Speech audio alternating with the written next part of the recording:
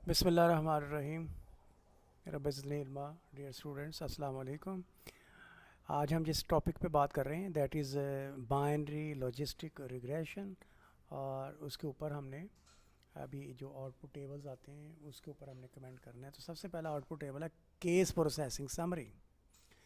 तो case processing summary में मैंने आपको ये डेटा सेट पहले दिखाया हुआ है। आप सबको पता है कि 700 जो रिस्पोंडेंट थे वो ऐसे थे जिन्होंने प्रीवियसली लोन लिया हुआ था बैंक से। तो उनके लिए हमारे पास डिफ़ॉल्ट की ऑब्जर्वेशन जो है ना वो उसके ऊपर आंसर मौजूद था। लेकिन जो 150 थे वो न्यू कस्टमर से, प्रीवियसली उन्होंने लोन नहीं लिया हुआ था, लिहाजा वो इस पोजीशन में नहीं थे कि प्रीवियसली डिफ़ॉल्ट के क्वेश्चन को आंसर कर सकते हैं। तो लिहाजा ये 150 जो थी ना, ये 70.6 ये मिसिंग ऑब्जर्वेशन है।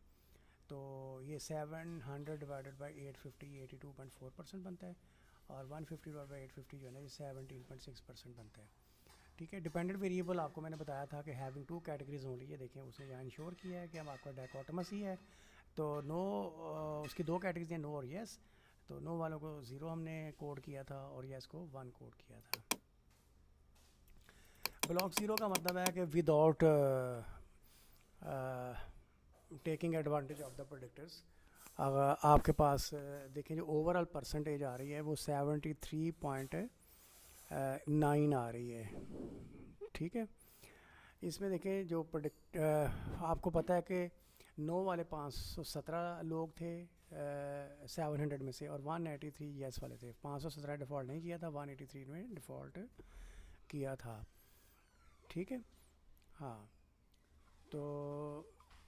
तो ये जो परसेंटेज है ना ये 73.9 निकलती है अगर हम इन दोनों को एवरेज कर लें। आगे चलते हैं, थोड़ा सा डिटेल भी इसकी दी हुई है, आप देख सकते हैं। वेरिएबल्स इन द इक्वेशंस, नहीं स्टेप ज़ीरो की वो बात कर रहे हैं। तो स्टेप ज़ीरो का मतलब ये है कि ई एक्स पी बी ये सिग्निफिकेंट रिजल्ट्स आ रहा है विदाउट प्रोडिक्टर्स भी। ठीक है। सो यहाँ थोड़ा सा अटेंशन पे करें। वो कहता है Wald test is comparable to T test and test the significance of the intercept term. Intercept term की सिग्निफिकेंस को शो करते हैं। ठीक है ना। तो इंटरसेप्ट टर्म यहाँ पे देखें सिग्निफिकेंट है क्योंकि पी वैल्यू है, p value less than alpha है, और H naught always refers to, आपको बताया हुआ है, नो इफेक्ट नो रिलेशनशिप। तो इसलिए यहाँ पे बीटा नॉट इक्वल्स टू 0 और नॉट इक्वल्स टू 0। वो टेस्ट हुआ, एच नॉट रिजेक्ट हुआ, तो इसका मतलब जो आपका इंटरसेप्ट है दैट इज़ सिग्निफिकेंट। आगे जो एक बहुत ज़बरदस्त किस्म की आउटपुट टेबल है उसका नाम है ओमनी बस टेस्ट। तो ओमनी बस टेस्ट के बारे में आपको याद रखने के लिए बहुत ज़रूरी है कि आप समझें this is analogous to the ANOVA table of, यहाँ टेबल आना था, ये गलती से टेस्ट लिखा गया है। ANOVA table of multiple linear regression, it has the overall significance of the model पे ये बात करता है, आप सबको पता है। तो दिस इज़ ओमनी बस टेस्ट। तो ओमनी बस टेस्ट आप देखें सिग्निफिकेंट आ रहा है। तो इसमें एच नॉट था, overall model is not significant. जैसे हम पहले अनोवा टेबल के जो रिग्रेशन का अनोवा टेबल होता है ना, मल्टीपल लीनियर रिग्रेशन में अनोवा टेबल होता है, उसमें हमारे ये वाले नल और अल्टरनेट हाइपोथेसिस होते थे। पी वैल्यू देखने 0 है, p value less than alpha है, रिजेक्ट एच नॉट है, तो इसलिए इस चीज़ को आप रिजेक्ट कर देंगे जो एच नॉट में लिखी हुई है। सो आप कंक्लूड करेंगे, क्या करेंगे, ओवरऑल मॉडल इज सिग्निफिकेंट। तो ओवरऑल मॉडल सिग्निफिकेंट का जो है ना हमारे पास कंक्लूजन आ रहा है, राइट। जी, मॉडल समरी की इंटरप्रिटेशन बिल्कुल उसी तरीके से है जैसे आपके पास model summary multiple linear regression में होता था। ये आपके पास आर स्केयर हैं, 2 आर स्केयर दिए गए हैं यहाँ पे। तो वो कहता है नैगल करके जो है ना उसको आप प्रीफर कर लें, क्योंकि इसकी मैक्सिमम वैल्यू 1 होती है। तो इसको बिल्कुल आप वैसे ही इंटरप्रेट करेंगे कि 44.3%। How successful your model is, 43.3% आपका आंसर होगा, जैसे हम मल्टीपल लीनियर रिग्रेशन में करते थे। या अगर आपसे पूछा है how much variation in the dependent variable is explained by the model, तो 43.3% जो वेरिएशन है दैट इज़ बीइंग एक्सप्लेन्ड। हाँ, स्मॉल लैम्पशो जो है this is a goodness of fit test है।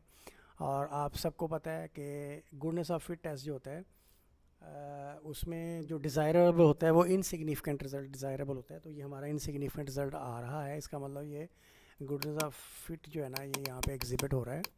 तो देखिए पी वैल्यू आपके पास कितनी है, 0.24 और 248 and this is not less than alpha, this is not less than alpha, not less than alpha को आप एच नॉट को रिजेक्ट नहीं करेंगे।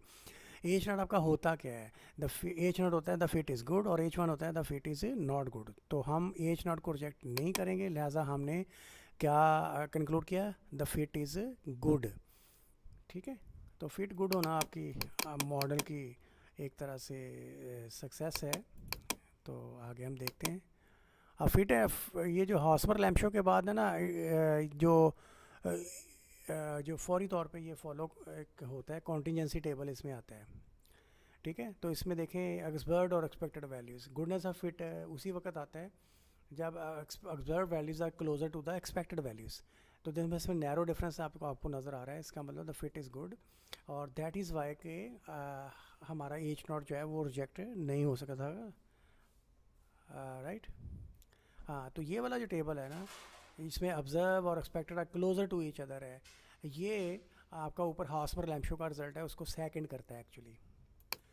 अब यहाँ देखें क्लासिफिकेशन टेबल्स, ये स्टेप 1 है। ऊपर आप स्टेप 0 के लिए जो है ना कॉन्टिजेंसी टेबल आप देख चुके हैं स्टेप 0 के लिए, और यहाँ कितनी परसेंटेज आई थी, ये लेट मी रिकॉल यू 73.9% आई थी। ठीक है, ये स्टेप 0 था, ये देखें ये स्टेप 0 था, यानी विदाउट प्रेडिक्टर्स था 73.9। तो हम देखते हैं कि जब हमने फैक्ट इसमें प्रेडिक्टर्स इंक्लूड कर लिए, तो weather inclusion of predictors made some difference or not, so we have to see this। तो अब ये जो नई वैल्यू आई है उसको देखते हैं, तो इससे हमें पता चल जाएगा कि इम्प्रूवमेंट हुई है या नहीं हुई है। तो ये देख लें, यहाँ देखें जो परसेंटेज ऊपर 73 पॉइंट समथिंग थी, यहाँ बढ़ के 81.4 हो गई है। इसका मतलब ये हुआ कि जो आपके प्रेडिक्टर से दे मेड अ डिफरेंस, और यहाँ पे एक लाइन लिखी हुई है, comparison shows that overall accuracy जो है ना has been improved from 73.9% to 81.4%। हाँ, ये इम्प्रूवमेंट है। आगे लास्ट टेबल है जो सबसे ज़्यादा रीज़नेबल और इम्पॉर्टेंट आउटपुट टेबल है। सो कोएफिशिएंट्स टेबल जैसे आपके पास मल्टीपल लीनियर रिग्रेशन में होता है, उसी तरीक़ा से ये स्टेप 1 का जो वेरिएबल्स इन द इक्वेशन वाला टेबल है, ये आपको बताता था, अब बताएगा कि किन वेरिएबल्स का इफ़ेक्ट जो है ना वो सिग्निफिकेंट है और किन का सिग्निफिकेंट नहीं है। तो हैविंग लुक ऑन द, हाँ, तो आप देखें एज का इफ़ेक्ट जो है सिग्निफिकेंट नहीं है, बिकॉज यहाँ जो आपकी P value that is not less than alpha. ठीक है, उसके बाद एम्प्लॉय और एड्रेस दोनों का इफ़ेक्ट सिग्निफिकेंट है। उसके बाद इनकम का इफेक्ट सिग्निफिकेंट नहीं है क्योंकि p value is not less than alpha. और डेट इनकम रेशो और जो क्रेडिट कार्ड डेट है, इनका इफेक्ट सिग्निफिकेंट आ रहा है। अगेन उसके बाद आप देखें कि ये जो 0.366 है, this is not again less than alpha. तो अदर डेट का जो इफेक्ट है that is also not significant.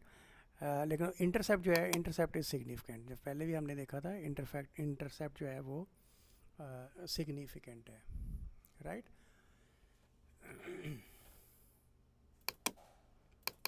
दोबारा से देखते हैं। अगर आपसे पूछा जाए कि right the name of insignificant predictors, तो उसमें आएगा एज आएगा, इनकम आएगा और अदर डेट्स आएगा। अगर आपसे पूछा जाए write the name of significant predictors, तो उसमें आएगा एम्प्लॉय, एड्रेस, ये देखें क्योंकि इनकी p value less than alpha है। डेट इनकम रेशियो का डेट आएगा क्योंकि इनकी जो पी वैल्यूज़ हैं they are less than alpha, और कांस्टेंट इंटरसेप्ट भी इसके अंदर आप शामिल कर सकते हैं। मल्टीपल लीनियर रिग्रेशन को ज़रा रिकॉल करें, उसमें जो बी वैल्यूज़ होती थी ये आपको बताती थी change in dependent variable for a unit change in independent variable, कि एज अगर 1 यूनिट बढ़े तो डिपेंडेंट वेरिएबल कितना चेंज होगा, इतना चेंज होगा। ठीक है ना, लेकिन यहाँ पे जो इंटरप्रिटेशन है that is very crucial, a little bit different है। तो लॉजिस्टिक रिग्रेशन में इस तरह की इंटरप्रिटेशन नहीं होती है, इसके ऊपर हम अभी बात करते हैं। इसमें एक चीज़ इंटरेस्टिंग है कि जिन वेरिएबल्स का आप देखें इफेक्ट इनसिग्निफिकेंट है, ठीक है ना, उसमें जो ई एक्स पी बी होगा वो आपका 1 के करीब होगा। देखिए 1 के करीब है, 0.99 ये 1 के करीब है, 1.0 ये 1 के करीब है। और जो बी वैल्यू है वो इनसिग्निफिकेंट वेरिएबल्स के लिए 0 के करीब होगी। देखिए 0.03 0 के करीब है, 0.008 0 के करीब है, 0.07 0 के करीब है। ठीक है। तो बी वैल्यूज़ ज़ीरो के करीब देख के आप उन वेरिएबल्स को कह सकते हैं कि उनका इफेक्ट सिग्निफिकेंट नहीं है, या ई एक्स पी बी वन के करीब देख कर आप कह सकते हैं कि इनका इफेक्ट सिग्निफिकेंट नहीं है।